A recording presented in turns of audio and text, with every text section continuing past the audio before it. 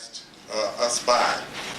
Here we have a situation in which George Bush's failed offensive of 2003 has put U.S. imperialism in an even weaker situation than the one it was trying to extricate itself from through that 2003 offensive.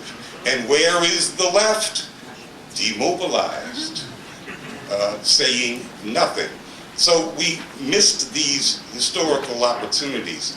And so I know it sounds like I'm going over old ground when we should be projecting what we're going to do tomorrow, but I don't think that the lessons of the great collapse of progressives of 2008, this self-initiated defeat, have been learned.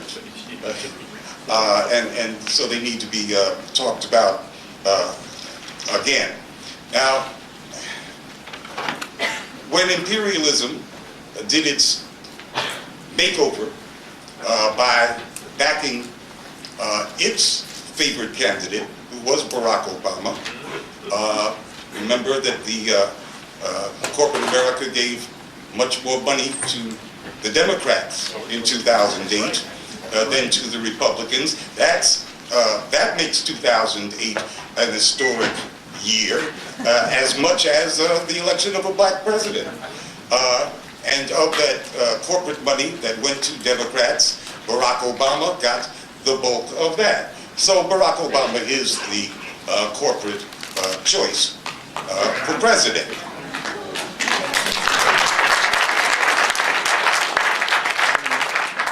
And here we find ourselves allied with the corporate choice for president. And we have not really had an examination of how did that happen? How did corporate America and black America and left America all wind up on the same side? We need to examine these very recent mistakes as we make plans to go forward, tomorrow and next week. Unless we purge ourselves of whatever disorders we had going on in our heads, we're going to make similar mistakes in the future. And history is not going to give us too many more opportunities to pass out collapses of capitalism and imperial setbacks on a humongous scale. We just have been lucky.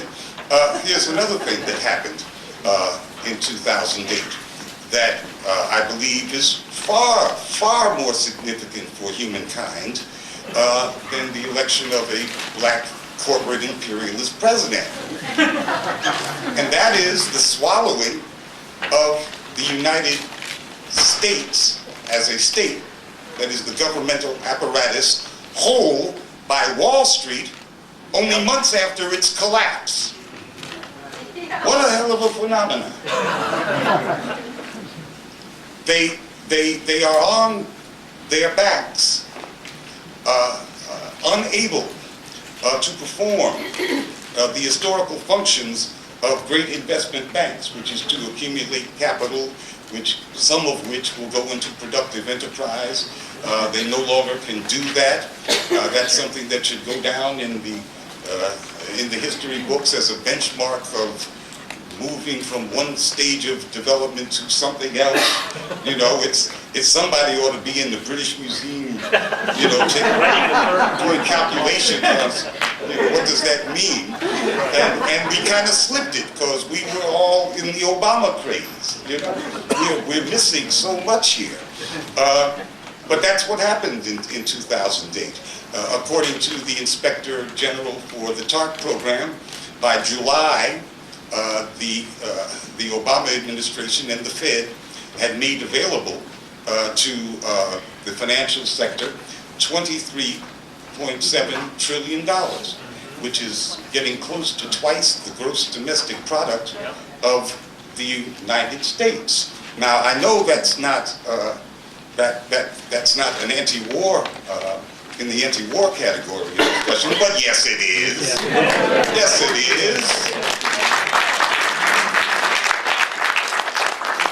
When the American state has been swallowed whole by Wall Street, when it takes almost twice the gross domestic product of the United States to shore up the ruling class, that has a direct effect on how we plan our resistance to this current imperial offensive, where the pressure points are, and where we should, the connections that we must make to the public between the war and their pocketbooks.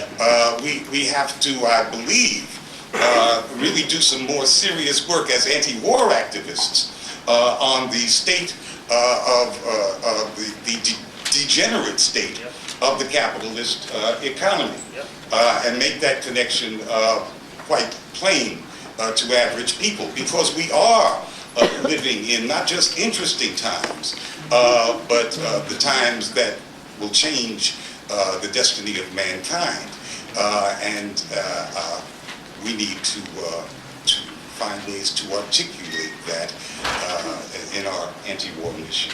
And I'm out of time.